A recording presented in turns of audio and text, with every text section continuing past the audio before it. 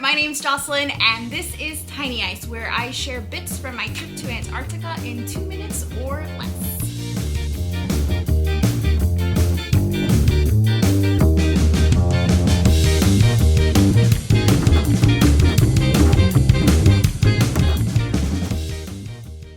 I went to the South Pole as a PolarTREC educator to learn and work with the IceCube Laboratory.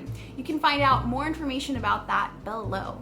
Today we are talking all about extreme cold weather gear, also known as ECW. Every participant of the United States Antarctic program is issued ECW before they step foot on Antarctica. I picked up mine at the Clothing Distribution Center in Christchurch, New Zealand. It's a large warehouse that has every piece of ECW that you could need. And today I'm going to share with you a few key pieces that I used. Ready? Let's go.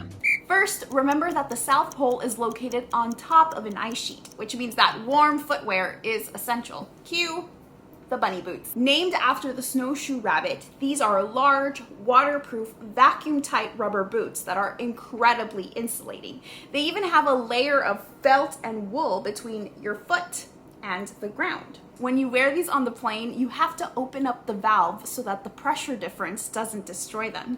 I would wear mine with a pair of merino wool socks. Now let's talk about the wind, which makes an already cold place feel even colder and puts you at greater risk for frostnip. Some obvious areas to protect are your hands. I had gloves and mittens, and I found that the mittens were a lot warmer, but they lacked dexterity, so it really depended what I was doing that day. Areas that are easily forgotten include your ears, your cheeks, and your nose. Some ECW solutions for that are the balaclava, or a ski mask, or you could wear a beanie and a gaiter, like I preferred. I found this especially important when riding on a snowmobile.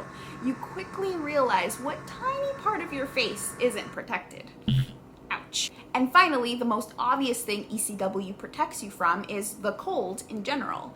On average, it was negative 25 degrees Fahrenheit, so if I wanted to step outside, I would need at least 10 minutes to gear up, or 5 once I got my system down. I'd wear 2 pairs of long thermal underwear, this pair of waterproof overalls, also known as a bib, and of course my trusted buddy, Big Red. It has multiple layers of down insulation and what feels like a zillion pockets. The color is bright, so you can see people from far away and help to keep each other safe.